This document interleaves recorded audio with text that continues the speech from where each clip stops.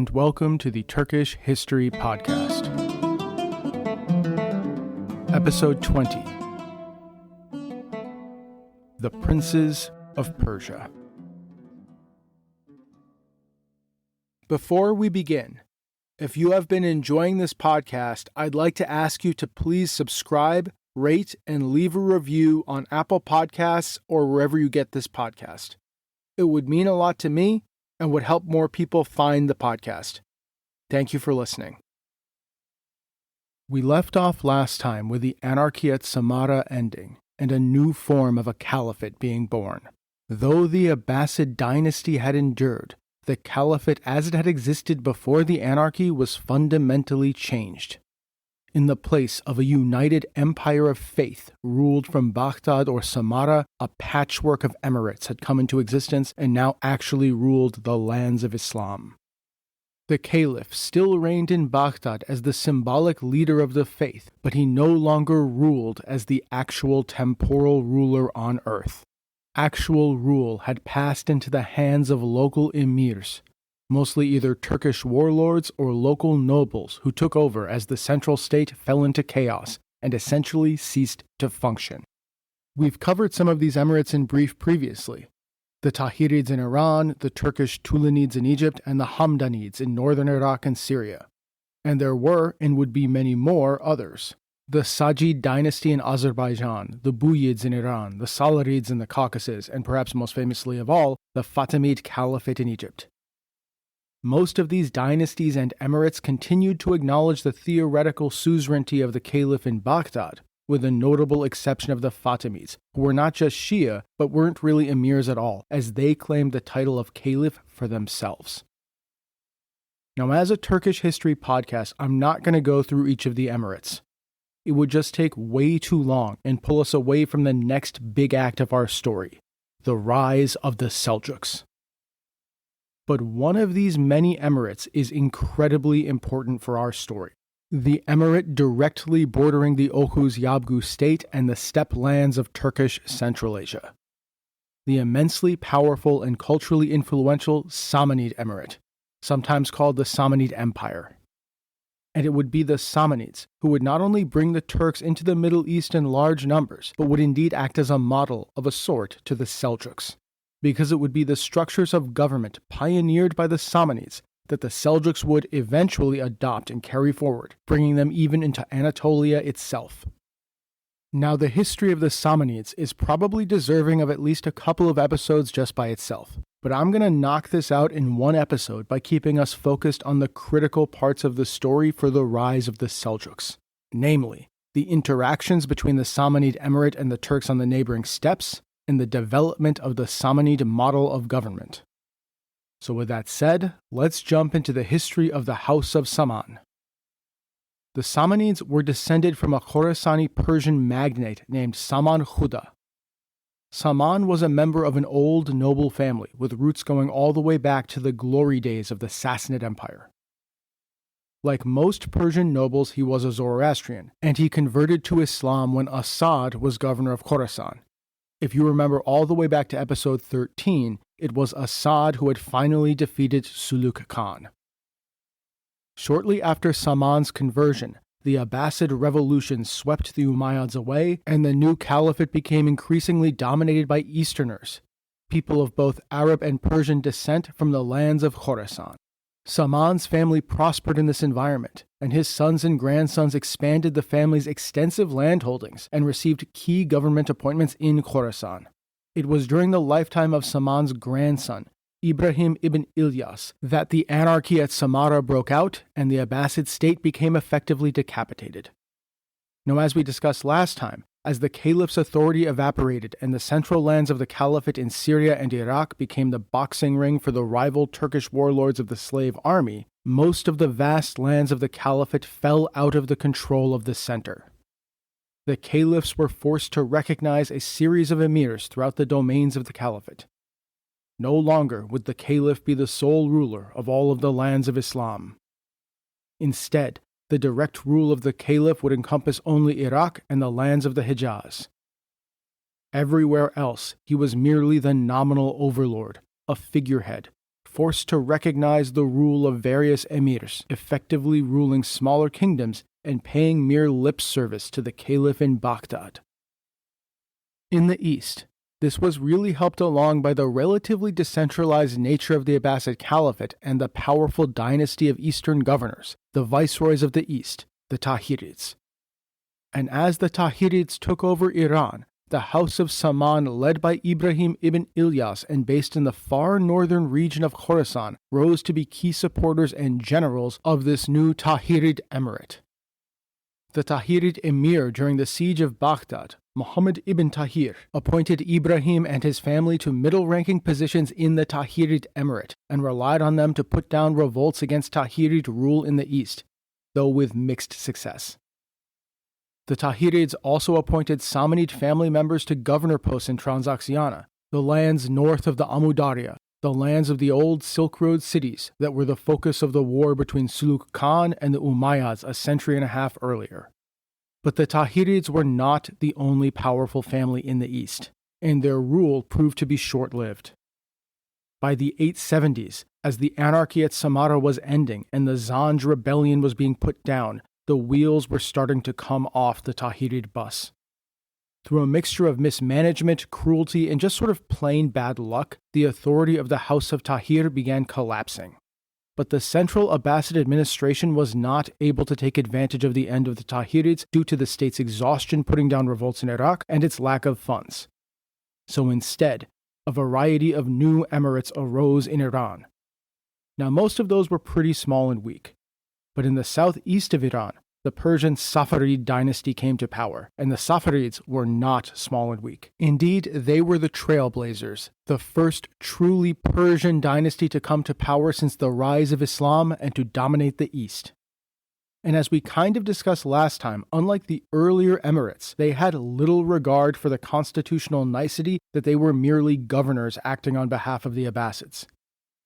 They showed their contempt for the Abbasid lineage in ways small and large, walking just up to the line of denying the caliph's spiritual authority. They were a warlike military dynasty of generals, and they inflicted crushing defeats on the Tahirids from their base in southern Iran, ultimately causing the Tahirid dynasty to enter into a death spiral. The Tahirid capital of Nishapur itself was finally sacked by the Safarids in 873, and the Tahirid Emirate, in many ways the first emirate, died. The Tahirids are no more. So as Tahirid power collapsed in the face of Safarid fury, the lands of Iran and the East fell into the hands of the local gentry and local officials. And in Transoxiana, the relatively obscure Samanid dynasty managed to consolidate a base of power. Now the Samanids were upstarts, a local family in Transoxiana who had held relatively low-ranking titles under the Tahirids, essentially local governors, maybe even local mayors is a better analogy. But as the Tahirids collapsed, the Samanids rose. They acquired more and more power as the institutions of the Tahirid Emirate dissolved. In short order, they came to take over the government of Central Asia. Two Samanid brothers emerged as rival leaders of this fledgling Samanid Emirate in Transoxiana. The elder brother Nasser in Samarkand, who was the leader of the dynasty and recognized by the Abbasid Caliph, and his upstart younger brother Ismail in Bukhara. In a long series of complicated wars and struggles that I'm not really going to get into, Ismail managed to defeat his elder brother and rival dynasties trying to set up shop in the east in the vacuum caused by the Tahirid collapse. Ismail now became the de facto leader of what was now a truly sovereign Samanid Emirate. Nasser was left on as a figurehead, and Ismail officially became his older brother's heir. When Nasser died in 892, the Abbasid Caliph recognized Ismail as the emir. Ismail then proceeded to officially move the capital of the young Samanid Emirate to Bukhara. All of the rich Silk Road cities of Central Asia that we have discussed before, Tashkent, Panjikent, Samarkand, Bukhara, even Marv and Khwarazm, came into the hands of this young, upstart Samanid dynasty. And it was now, under the reign of Ismail, that the golden age of the Samanids would begin. So what was the Samanid Emirate like? Well, the Samanids were self-consciously Persian. And while the warlike Safarids were the first Persian dynasty, the Safarids had really based their legitimacy on militant Sunnism. The Samanids, by contrast, took upon themselves the mantle of the restorers of Persian culture. Persian poets, authors, philosophers, artists, and craftsmen found a home in the Samanid court. And it was at the Samanid court that the first versions of the great Persian Book of Kings, the Shahnameh, were written. These versions relied on earlier, pre-Islamic Persian texts that have since been lost. And ultimately, the greatest version of the Shahnameh, the authoritative version that everyone refers to when they say the Shahnameh, was written by Ferdowsi relying on those sources. Ferdowsi himself was a Samanid subject, and he would come to write his great work with Samanid support in the late 900s. The Shahnameh glorifies the pre-Islamic history of the Persians. In its pages, the history of the Persians before Islam is raised up and celebrated, not looked down upon as the history of pagans. Indeed, in the Shahnameh, Ferdowsi even writes about the coming of the Arab armies and their conquest of Iran as something of a tragedy.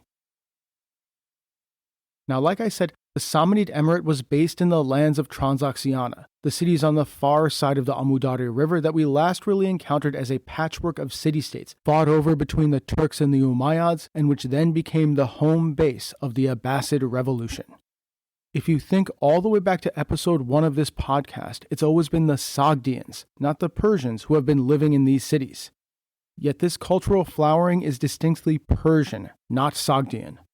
So, what's up with that? Well, this period under the Samanid Emirate is really when the Sogdian language and cultural identity died out. Now, Sogdian and Persian are related languages, not mutually intelligible, but very, very close. And under the Abbasid Caliphate, as the Silk Road cities of Transoxiana became tied into the Caliphate politically, Persian slowly began to replace Sogdian as a prestige language. Persian, alongside with Arabic, was one of the two main languages of the Abbasid elite, and it essentially outcompeted Sogdian in the cities. The Samanids, being descended from Persians who lived in Transoxiana, were basically the nail in the coffin for the Sogdian language. And as far as ethnic or political identity goes, remember that Sogdiana was more of a geographic label than a political label.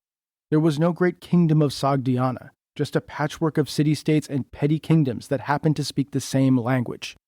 And so as they adopted the Persian language, which again is very similar to Sogdian, the Sogdians also adopted a Persian political and ethnic identity, though loyalty to their city remained the key identity.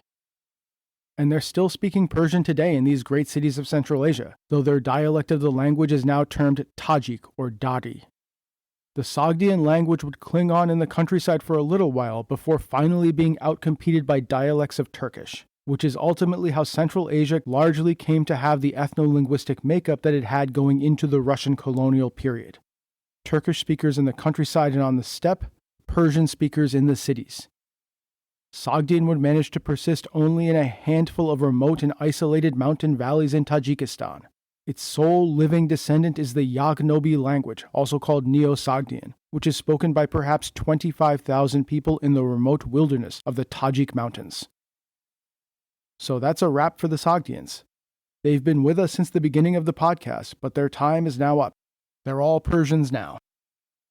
Now, despite this glorification of Persian culture, the Samanids were still Muslims. For that matter, rigorously Orthodox Sunni Muslims who strictly repressed Shiaism and other heterodox forms of Islam. And this defense and expansion of Sunni Islam came to be the other great ideological legitimation of the dynasty, alongside the promotion of Persian culture. The Samanids positioned themselves as the defenders of the true religion, and this inevitably meant jihad, defeating non-Muslims in war and spreading the faith. Now, jihad is clearly a very loaded term today. As we all know, it has been picked up by a variety of Muslim religious extremists as an ideology to justify both intercommunal violence and attacks on non-Muslims. Now, there are some interpretations of the word and of the concept that frame jihad as an internal struggle, or a struggle for a better world. Indeed, the Christian word crusade is often used in the same way, shorn of its violent meaning and used to connote a struggle for a righteous goal, a crusade against corruption or crime or drugs or whatever. But it is critical to note that in this time, what we often call the Middle Ages, religious violence was incredibly common and seen as entirely justified. not just by Muslims, mind you, but by Christians and others as well. Contemporary European accounts are full of stories of how this king or that king went off to defeat the pagans and expand the faith. For example, the Saxon Wars launched by the Frankish kings. These wars to expand the faith and bring the pagans into line were used by the elites of the time in both the Muslim world and the Christian world to legitimize their rule internally. It was part of why they're entitled to have all that great stuff that you don't get to have, and why they get to be in charge and you don't. Because they are the swords of the faith, keeping you safe from those horrible pagans and defending and expanding the true faith. And all of this was seen as entirely normal and acceptable at the time. Now, to us, it sounds insane and barbaric, of course, but you need to put yourself into the incredibly religious mindset of the people of this time. Now, in the lands of Islam, these holy warriors prosecuting jihad came to be called ghazis. The term ghazi likely began to be used during the height of the Abbasid Caliphate as a term for the warriors who took part in the annual raids of Byzantine Anatolia. Indeed, the term itself comes from the Arabic word for raiding, and originally meant approximately raider, but it came to mean so much more than just a raider.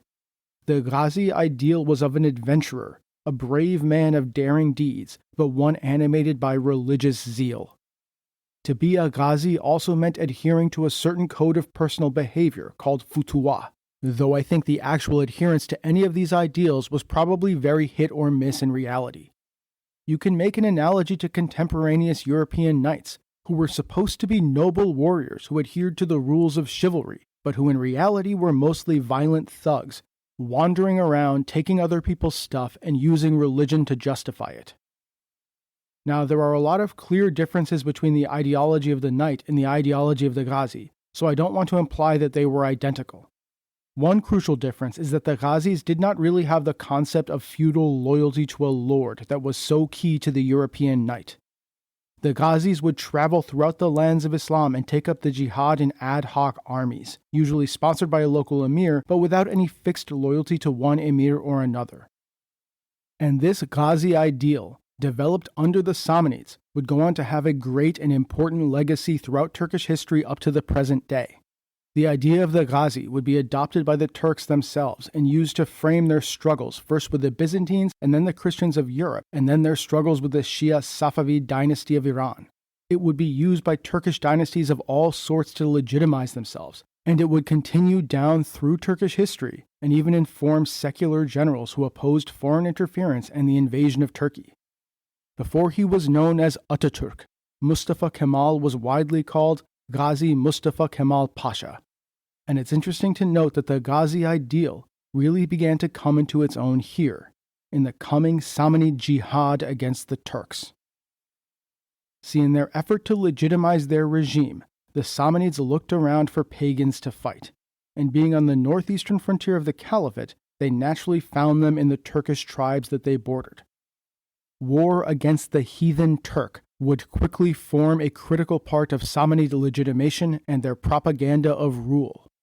And this legitimation as a Sunni warrior dynasty was incredibly important to the upstart Samanids because of their unique political structure of the Abbasid Caliphate that arose out of the anarchy at Samarra. As the Caliphate's central administration collapsed during the anarchy, the Caliph came to reign but not rule in the lands of the Caliphate. And as we've discussed before, in the power vacuum, the local apparatus of government came under the control of the emirs. Though the Caliph was no longer the temporal lord of the Caliphate, recognition by the Caliph was still absolutely critical to legitimizing oneself as an emir. It was how you got all those government officials and civil servants and noble landlords to listen to you. It was something you could show to other emirs to convince them not to invade your territory. And this was particularly important if you were an upstart dynasty from obscure and provincial origins. The Caliph's stamp of approval was much more important. But recognition by the Caliph came with obligations, and it wasn't free. And one really great way to get on his good side was to position yourself as the defender of the faith. Now, one way to do this was to persecute the non-Sunni heterodox Muslims who denied the Caliph's legitimacy, which the Caliphs loved and the Samanids were of course more than happy to do. But the other great way to get on the Caliph's good side was to position yourself as a Ghazi emir. as a great leader of the jihad, expanding the faith farther than ever before and putting the infidels in their place. Another key reason for the jihad onto the steppe had to do with Ismail and the Samanids' relations with the other emirates, most importantly the Safavids. The Samanids didn't just need legitimation from the Caliph to prop up their dynasty internally, they wanted to use the Caliph's approval and the Ghazi status to outmaneuver their rival emirates, and ideally attract Ghazi holy warriors who they could use to fight their wars. And as the Safavids were openly contemptuous of the Abbasid dynasty, the approval of the Caliph and the Orthodox Sunni religious establishment could be of great value to the Samanid contest with the Safavids. Now, as we discussed back in episode 16, Islam had made some inroads into Turkish Central Asia, but it was not really widespread yet. Islam was mostly practiced in the settlements of the Turkish lands, cities and towns that were economically tied to the Caliphate and the lands of Islam. But these settlements were very small, and most of the Turkish population was nomadic and continued to practice religion the way they always had.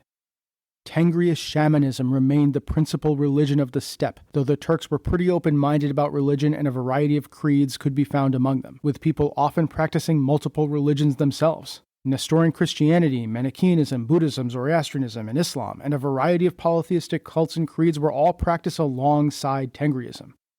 But this meant that in the eyes of the Orthodox Sunni Muslims like the Samanids, the Turks remained pagans.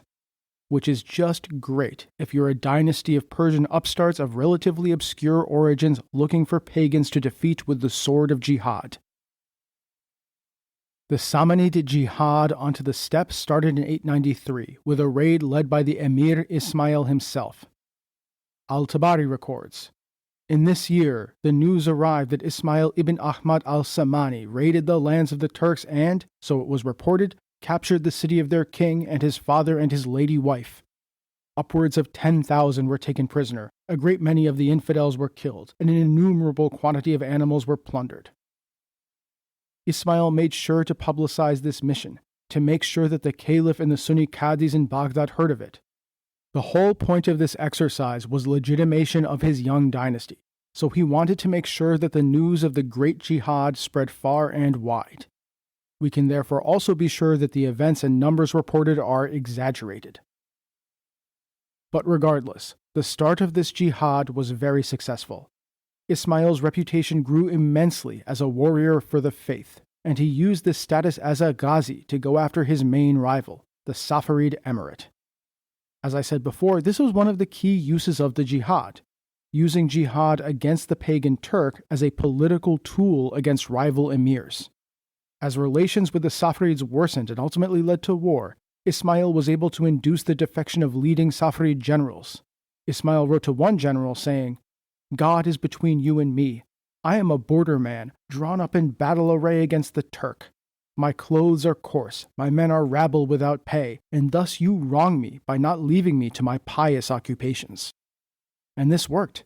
Key Safavid generals defected to the Samanids, and when the Samanids subsequently defeated the Safavids in a great battle in Balkh in 901, Ismail attributed this victory to his status as a Ghazi. The Safavids, the first truly Persian dynasty since the coming of Islam, now became nothing but a minor vassal of this new, powerful Samanid Emirate. The Samanid Emirate now reigns supreme across Iran, Khorasan, and Balkh, the mightiest of the emirates within the Caliphate.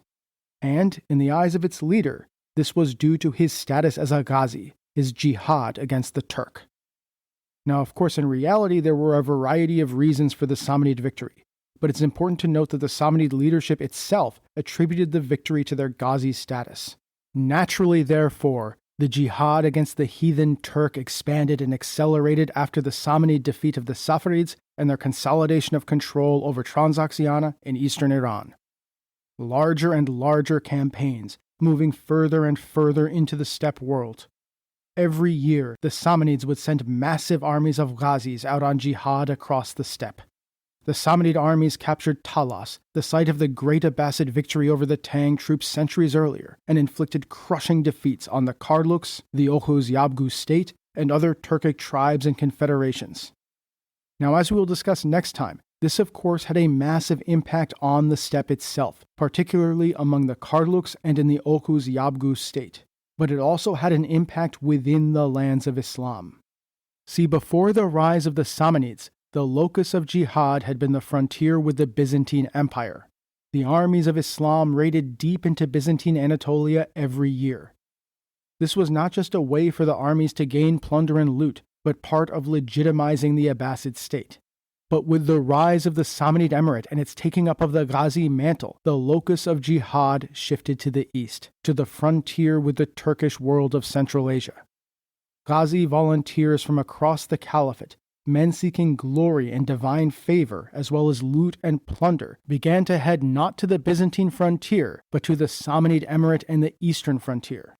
There are some funny little anecdotes tucked away in the Muslim histories of the time that illustrate this shift. In one of them, a very famous Ghazi named Ahmad ibn Hanbal is approached by a fresh-faced youth who wants to become a Ghazi, and nervously asks the great Ahmad ibn Hanbal for advice. The author writes, "I was with Ahmad ibn Hanbal when a Khorasani man asked him, 'My mother has permitted me to go on a ghaz, and I want to go to Tarsus, that is to the Byzantine frontier. What do you think?' Ahmad ibn Hanbal replied, 'Raid the Turks.'" This shift in the main theater of jihad had a series of knock-on effects. For one thing, it gave the Byzantine Empire space to retrench, reorganize, and expand again under the powerful Macedonian dynasty, and it would have a deep impact on the steppe world that will be the focus of our next episode. But it also led to massive changes within the young Samanid Emirate and the lands of Islam. As Ghazi warriors began flooding into the Samanid domains to battle the heathen Turk, they had to be organized. These new Ghazis showed up from across the lands of Islam, from as far away as India, Syria, Egypt, and North Africa, and they had to be provisioned, supplied, and lodged. And this also led to the rise of a more powerful central administration within the Samanid Emirate. Now, the Samanids had followed the old Persian practices of government, which themselves had been imitated by the Abbasids. But the Samanids built out an even more sophisticated and centralized state.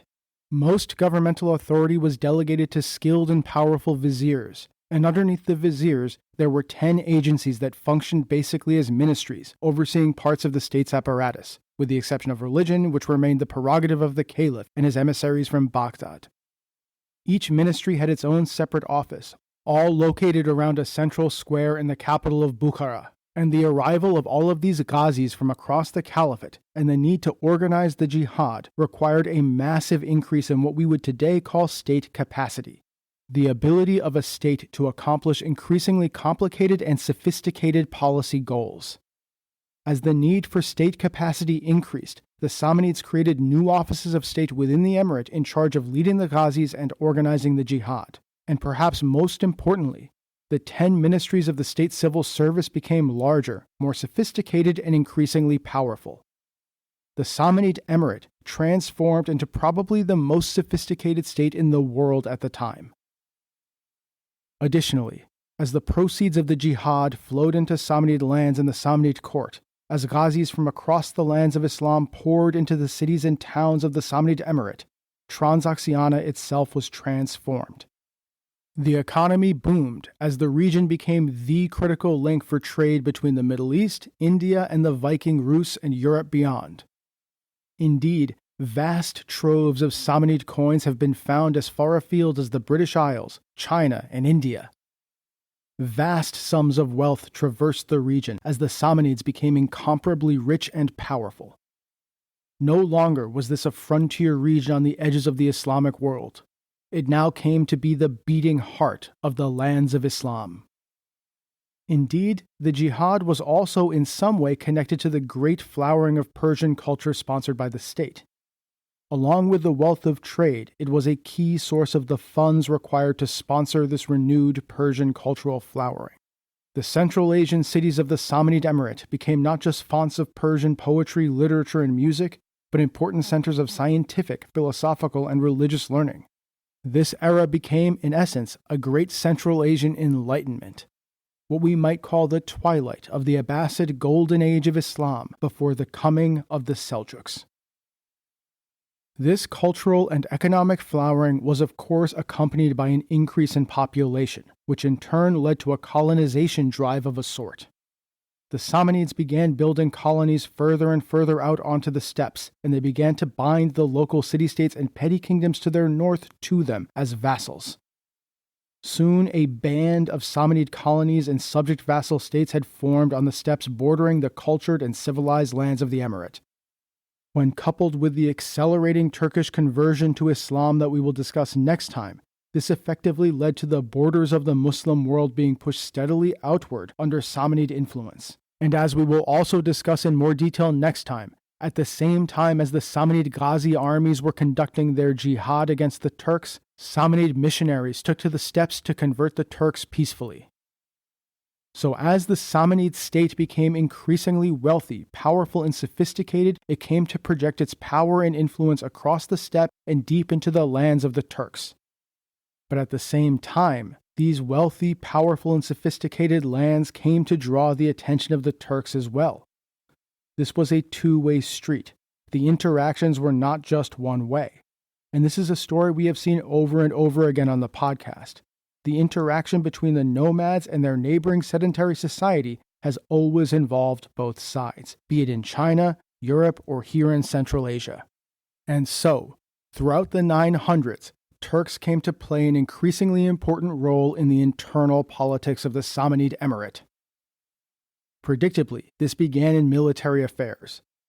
For one thing, the various Turkish tribes on the receiving end of the Samanid jihad didn't just sit there and take it. After Ismail's first great invasion of the steppe in 893, there were a series of Turkish invasions of the Samanid domains.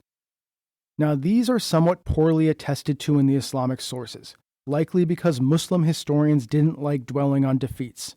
But the larger invasions were recorded, including a particularly severe Turkish invasion in the year 291 of the Hijri calendar, that is about the year 904.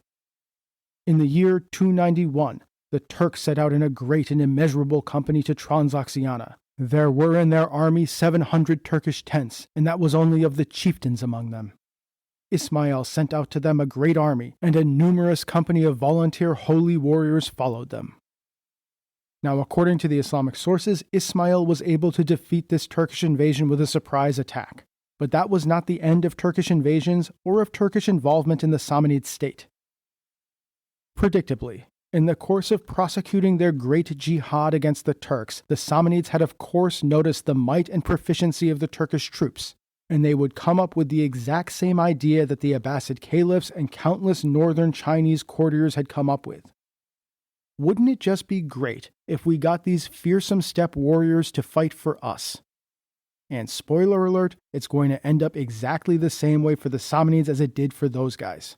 The Turks did not just end up fighting in the saddle for them, but in the end, they ended up ruling on horseback. Indeed, I find it sort of shocking that after knowing full well what the Turkish slave army did to their Abbasid masters, the Samanids are going to end up doing basically the exact same thing. I mean, there were people alive who would have remembered in their own lifetime the siege of Baghdad by the great Abbasid slave army, and apparently they learned nothing from it. Kind of mind-boggling. The service of Turkish troops in the Samanid armies really took off after the death of Ismail in 907. Now, there is some evidence of the service of Turks in the Samanid armies during the reign of Ismail, but it was likely limited. Ismail was succeeded by his son Ahmad, and there is a lot of evidence that it was Ahmad who really started bringing the Turks to serve in the Samanid military. Ahmad, upon coming to power, felt like he had to gain victory on the battlefield in order to legitimize himself. But he also wanted to let the other emirs know that he wasn't a guy that they could push around. So he decided to attack the remaining territories held by the old rivals of the Samanid house, the Safarids, who now clung on as a minor emirate in Sistan in southeastern Iran. Naturally, he couldn't get the Ghazis to do this for him. The Ghazis came to the Samanid Emirate for jihad, not to attack fellow Muslims. And remember, the Ghazis were sort of hard to control. They were adventurers from across the Caliphate, and they didn't really have loyalty to any emir, even the emirs who organized them for particular campaigns. Each campaign was ad hoc, and once it was over, the Ghazis would just sort of go off and do whatever they wanted until the next campaign.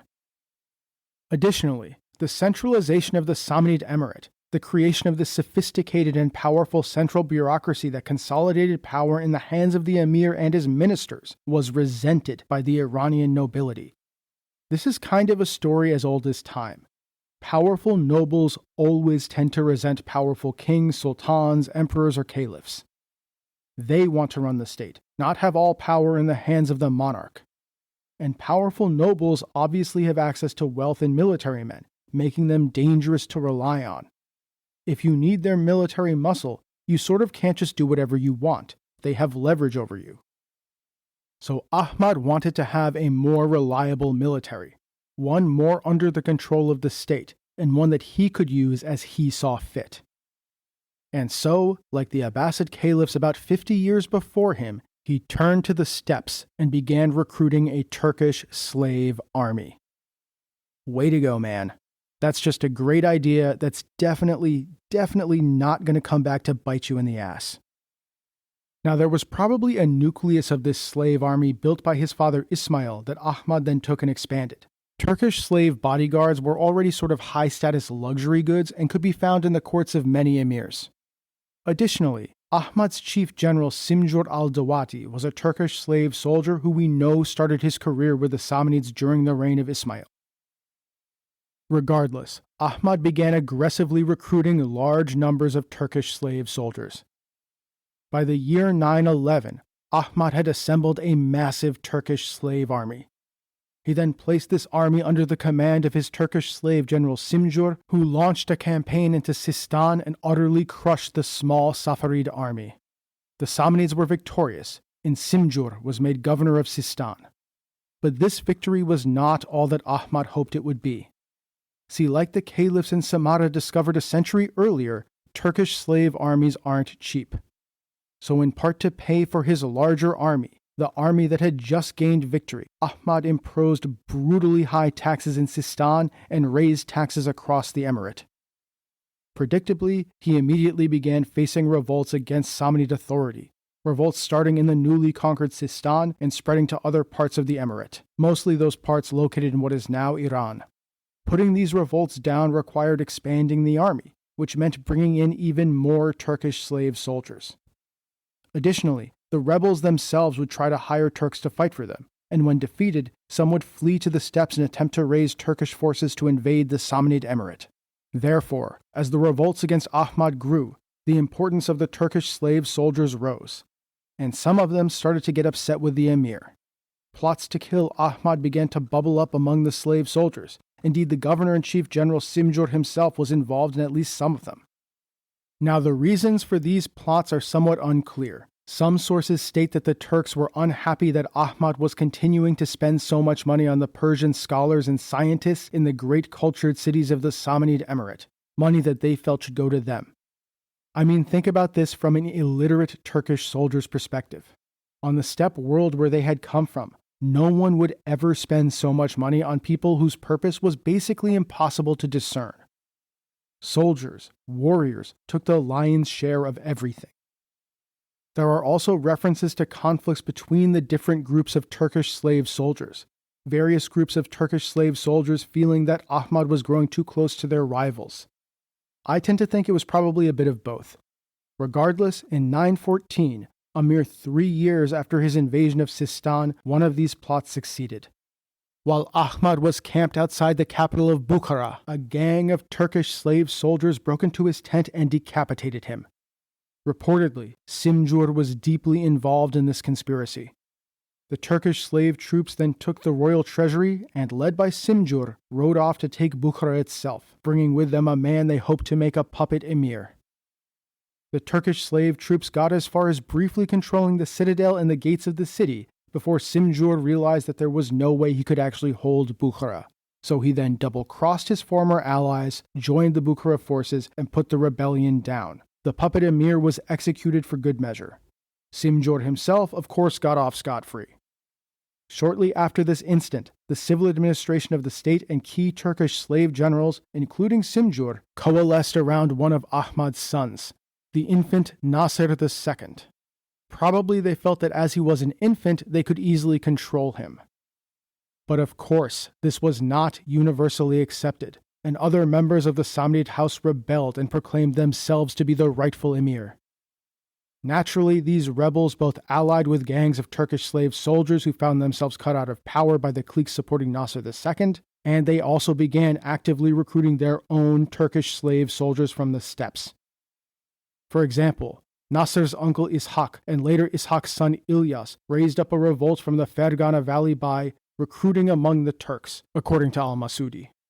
And then after being defeated, the rebels would flee to the steppes and try to get the outside Turks to help them regain the throne. Ilyas, for his part, fled to Kashgar, a city ruled by a Turkish ruler named Tugan Tegin. He raised a Turkish army and attacked the Samanids from the east. Now all of these rebellions against Nasser II were defeated. Despite faltering under the reign of Ahmad, the Samanid Emirate found its footing under the reign of Nasser II. And indeed, as Nasser II grew up and took over from his regents in time, his reign would come to be the high water mark of the Samanid Emirate. The great flowering of science, philosophy, and Persian culture that the Samanids are justly famous for reached its zenith under his rule. But even as this great cultural flowering was occurring, the twilight of the golden age of Islam, as the Samanid state reigned supreme over a cultural flowering of Persian and Islamic culture and science, the seeds of its destruction had already been planted. Ahmad had first planted these seeds by bringing in vast numbers of Turkish slave soldiers, and then the rebellions against Ahmad and Nasser II planted even more, because despite being defeated, the rebellions against Nasser II had wrought great changes to the political system. In putting down these rebellions, the Samanid state had to increasingly rely on Turkish slave warriors. Just as we saw happen to the Abbasids, the leading Turkish slave generals became immensely powerful. In order to pay them to defend the state, huge estates were handed over to them and they were given powerful offices that they would then come to pass down through their families. In this way, slowly, the Turkish slave soldiers became emirs in their own rights. Simjur would be made the governor of Bukhara itself, and his family, the Simjurids, would become virtually the emirs of Bukhara. Later, as we'll discuss next time, a certain Turkish slave soldier named Alptegin would come to be the governor of a city called Ghazna, and his descendants would come to be called the Ghaznavids, a name certainly more than familiar to any Indian or Pakistani listeners I might have. The Samanids, in an effort to defend their throne and preserve their state, had raised up the Turkish slave soldiers who would come to destroy the state. In essence, the exact same thing that had taken place in Samarra 50 years earlier. As they say, history doesn't repeat itself, but it does rhyme. But it wasn't just Turks from inside the emirate who would prove to be disastrous for the Samanids, because the Samanid state would come to fall not just at the hands of the Turks who had been brought into the emirate as slaves and assimilated into it, but by steppe conquerors from without. A new type of steppe conqueror, a steppe conqueror deeply familiar with Islamic models of government and professing the religion of Islam. A steppe conqueror converted to Islam by the very jihad and the missionaries sent to the steppe world by the Samanids themselves. Like a Greek tragedy, the Samanids had brought their own undertakers into being, both on the steppe and within the lands of the emirate itself. So next time, we will discuss how the great Samanid jihad remade Central Asia and paved the way for the coming of a man named Seljuk.